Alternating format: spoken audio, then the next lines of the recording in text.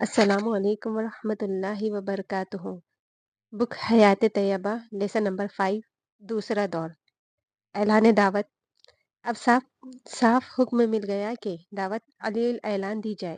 چنانچہ ایک دن حضرت صلی اللہ علیہ وسلم کو وہ صفا پر حضرت صلی اللہ علیہ وسلم کوہ صفا پر تشریف لے گئے اور وہاں کھڑے ہو کر پکارا، یا صباح، یا صباح۔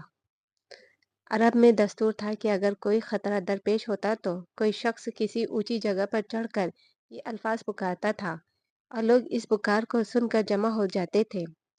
چنانچہ جب کوہ صفا سے حضرت صلی اللہ علیہ وسلم نے یہ ندا بلند فرمائی اور اہل قریش کو پکارا تو بہت سے لوگ جمع ہو گئے۔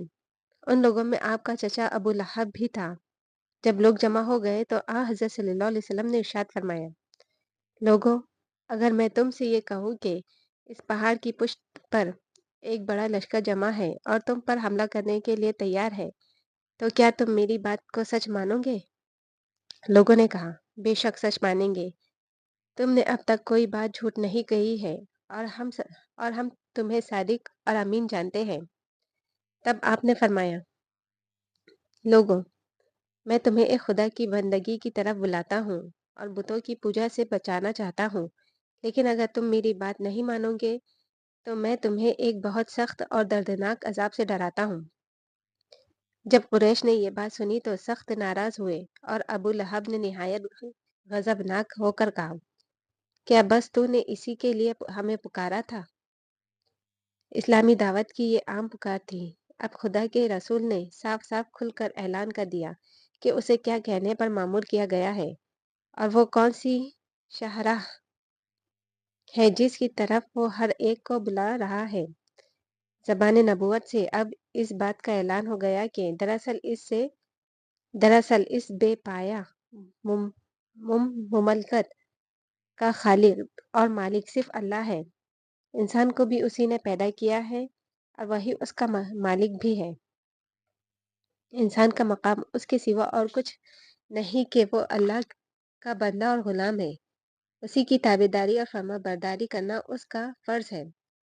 اس کو چھوڑ کر دوسروں کے آگے سر جھکانا یا اس کے ساتھ دوسروں کو شریک ٹھہرانا انسان کے اس منصب کے خلاف ہے جو اس کو اس کے مالک کی طرف سے عطا ہوا ہے۔ حقیقت میں صرف ایک اللہ ہی انسان کا اور تمام جہاں کا خالق، معبود اور حاکم ہے۔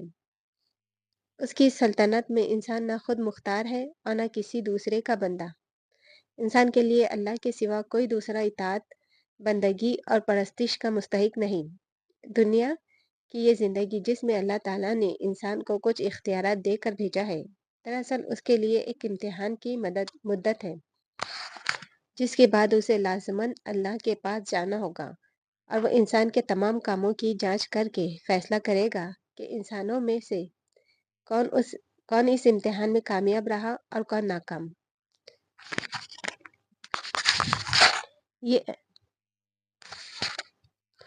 یہ اعلان کوئی معمولی اعلان نہ تھا۔ اس نے قریش اور دوسرے لوگوں میں ایک آگ لگا دی اور چہار طرف اس دعوت کے بارے میں چہمہ گوئیاں ہونے لگی۔ چند روز کے بعد حضرت صلی اللہ علیہ وسلم نے حضرت علی رضی اللہ تعالیٰ عنہ سے فرمایا کہ دعوت کا سامان کرو۔ اس دعوت میں تمام خاندان عبد المطلب کو بلایا گیا۔ اس میں حمزہ، ابو طالب، عباس سب شریک تھے۔ کھانے کے بعد حضرت صلی اللہ علیہ وسلم نے کھڑے ہو کر فرمایا، میں وہ چیز لے کر آیا ہوں جو دین اور دنیا دونوں کے لیے کافی ہے۔ اس بار گرا کے اٹھانے میں کون میرا ساتھ دے گا؟ یہ بڑا مرحلہ تھا۔ اس بار گرا کے اٹھانے میں ساتھ دینے کا مطلب یہ تھا کہ نہ صرف خاندان، قبیلے اور شہر کے لوگوں کی بلکہ سارے عرب کی مخالفت کا مقابلہ کرنے کے لیے آدمی تیار ہو جائے، اور صرف اس لیے تیار ہو جائے کہ اس کے بدلے میں آخرت کی زندگی کامیاب ہوگی اور بندہ اپنے مالک کے حضور سرخروئی حاصل کرے گا۔ اس کے سوا کوئی دوسرا فائدہ دور دور تک نظر نہ آتا تھا۔ چنانچہ ساری مجلس پر سناٹا چھا گیا۔ اٹھے تو کمسن حضرت علی اٹھے اور فرمایا، اگرچہ میری آنکھیں آئی ہوئی ہیں، اس وقت آپ کی آنکھیں دکھ رہی تھی، گو میری ٹانگیں پتلی ہیں اور میں سب سے کم عمر بھی ہوں، تاہم میں آپ کا ساتھ دوں گا۔